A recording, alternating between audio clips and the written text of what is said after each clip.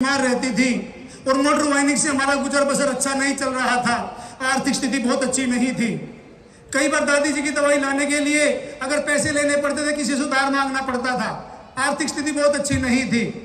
उसी बीच में मेरे फादर ने इस आरसीएम बिजनेस को किया, और किया नहीं दोस्त, मैं तो ये कहता हूँ किया है उन्होंने।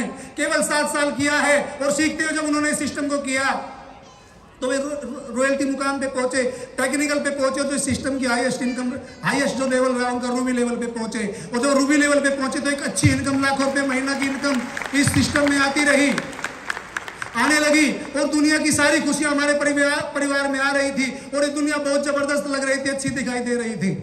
लेकिन वो 24 जून का वो काला दिन आज मैं अगर याद करता हूं तो वास्तव में मेरी रूह कांप उठती है।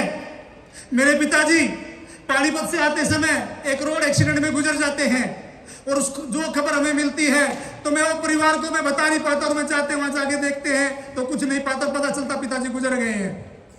24 जून 2010 का वो दिन अगर हमारे परिवार की बात करूं तो मैं याद करके रोता हूं, और मुझे कुछ नहीं सूझता मैं क्या करूं क्या नहीं करूं। 2 से 2.5 महीने मैं उन दिनों पढ़ता था, जब मेरे पापा इस आरसीएम को करते थे मैं उन दिनों पढ़ता था। मेरी उम्र 20 से 21 साल की थी, और जो गुजर गए तो मैं एक वारिस अपने परिवार में था। 5 बहनें मेरी थी, और सारी जिम्मेवारियां मुझ पे आ गई।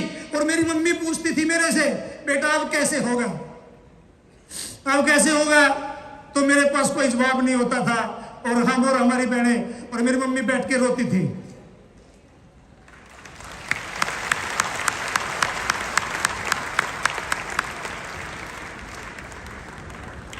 केवल रोते थे बैठ करके, कुछ नहीं समझ आता था क्या होगा कैसे चलेगा। लगभग 2-2.5 महीने ऐसे ही निकल जाते हैं। एक दिन हमारी ग्रेट अपलाइन मिस्टर सुशील भारद्वाज साहब का हमारे पास फोन आता है, और बोलते बेटा क्या कर रहे हो? मैंने कहा सर कुछ दिखाई नहीं देता, घर कैसे चलेगा, मेरी बहनों की पढ़ाई कैसे होगी, कहाँ से आटा आएगा, कहाँ से तेल आएगा, कुछ समझ नहीं आ रहा है। बस रोते रहते और क्या करे क्या नहीं करे समझ नहीं आ रहा कैसे होगा। उन्होंने कहा बेटा घबराओ मत, आपके पापा की जो कमी है वो इस दुनिया में कोई पूरी नहीं कर सकता, लेकिन उनके जाने के बाद जो आटा तेल, जो आपके परिवार की जो पढ़ाई लिखाई, आपकी बहनों की जो पढ़ाई लिखाई है, ब्याह शादी के जो खर्चे है, वो आरसीएम कमी नहीं आने देगा, ये वादा करता है आरसीएम बिजनेस।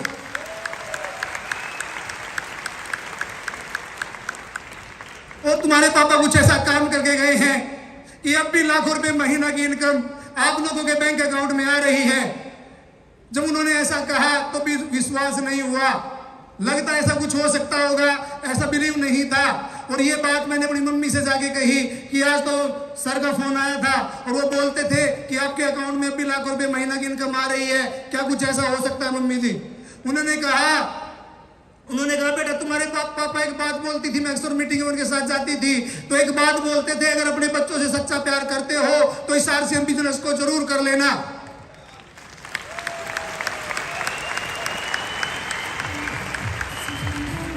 इस आरसीएम को जरूर कर लेना। और उसके बाद उन्होंने कहा हो सकता है चलो कल जाके बैंक में देखते हैं, अगर ऐसा हुआ तो बहुत सारी समस्या और प्रॉब्लम जो परिवार में आ रही हैं, जो दिखाई दे रही है, दूर हो सकती है। एक दुख जरूर है कि तुम्हारे पापा नहीं है, बहुत बड़ा दुख है, लेकिन उसके बाद एक समस्या होती है, एक जिम्मेदार करने वाला चला जाता है तो उस परिवार में एक बहुत बड़ी समस्या पैदा हो जाती है कि अब आपका क्या होगा। हम अगले दिन बैंक में जाते हैं। बैंक में जाने के बाद जैसे हम बैंक में एंटर करते हैं तो जो बैंक मैनेजर थे वो मेरे पापा के अच्छे दोस्त थे, और जैसे हम बैंक में घुसे तो बोलते बेटा आज पापा नहीं आए क्या? 2-2.5 महीने से पापा नहीं दिखाई दे रहे हैं। मैंने कहा सर जैसे वो ऐसा बोलते हैं मेरी मम्मी और हम रोने लगते हैं, समझ नहीं आता किन शब्दों में उनको बताए।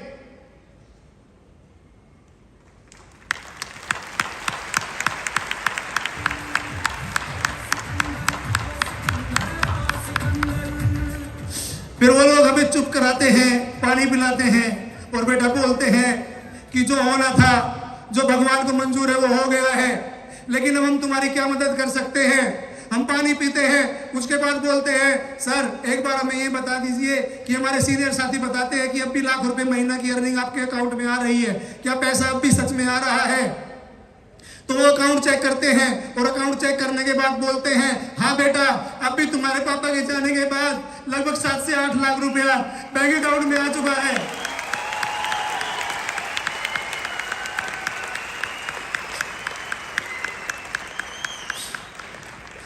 जब उन्होंने ऐसा कहा तो वास्तव में दोस्त मैं बता नहीं सकता, मेरे पास शब्द नहीं है कि दुनिया जो एकदम नरक लगने लगी थी, पता नहीं मैं कैसे अपनी बहनों की शादी कर पाऊंगा, कैसे मैं परिवार को चला पाऊंगा, दिखाई नहीं देता था, रूह कांप जाती थी। अगर मैं आज भी आरसीएम से अलग अपने आप को जुदा करता हूं तो मेरी रूह कांप जाती है कि जीवन कैसा होता।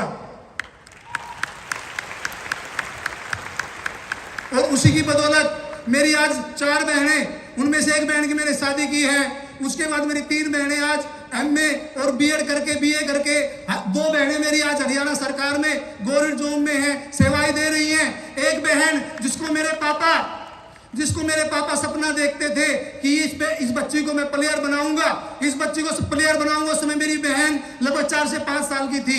लेकिन जैसे वो गुजरने के बाद मेरी बहन को मैंने कहा, जब वो प्लेयर थोड़ा गेम में आगे बढ़ी, थोड़ा उम्र बढ़ी, तो मैंने उसको गेम में डाला।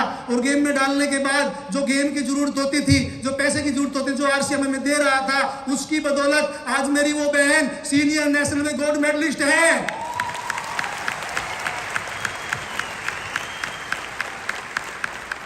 सीनियर नेशनल में गोल्ड मेडलिस्ट है और अपने वेट में इंडिया के अंदर एक रिकॉर्ड बनाया हुआ है। 10 किलो ज्यादा उसने उसमें उठाया है, 10 किलो ज्यादा उठा के अपना रिकॉर्ड बनाया हुआ है और एशिया में सिलेक्शन हो चुका है। और आज वो रेलवे में सीनियर टीडी की पोस्ट में अपनी सेवाएं दे रही है।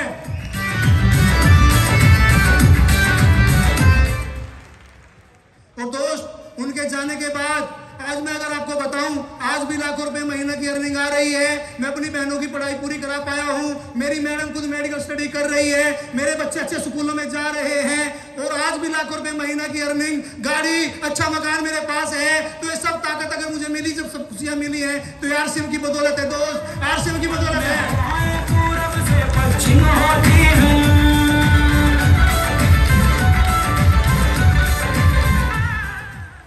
और वो शब्द जो मुझे मेरे पिताजी के जाने के बाद याद आते हैं और समझ आते हैं, उस समय समझ नहीं आई थी कि इन शब्दों की वैल्यू क्या है। क्योंकि आपके परिवार में जो बच्चे हैं, जब आप अपने बच्चों को समझाते हैं या उन्हें कुछ बताने की कोशिश करते हैं, तो बच्चे समझते नहीं है, क्योंकि उन्हें दुनियादारी का ज्ञान नहीं होता। क्या उन शब्दों की वैल्यू है, क्या वो शब्द हैं, उनकी समझ उनके जाने के बाद आती है। मुझे भी समझ में आई जब वो बोलते थे, अगर आप अपने बच्चों से सच्चा प्यार करते हैं तो आरसीएम को जरूर कर लेना। मैं भी आप लोगों से वही बात कहता हूं, अगर आप अपने बच्चों से सच्चा प्यार करते हैं और कुछ करके जाना चाहते हैं तो इस आरसीएम को जरूर कर लेना। दोस्त, बहुत बहुत धन्यवाद।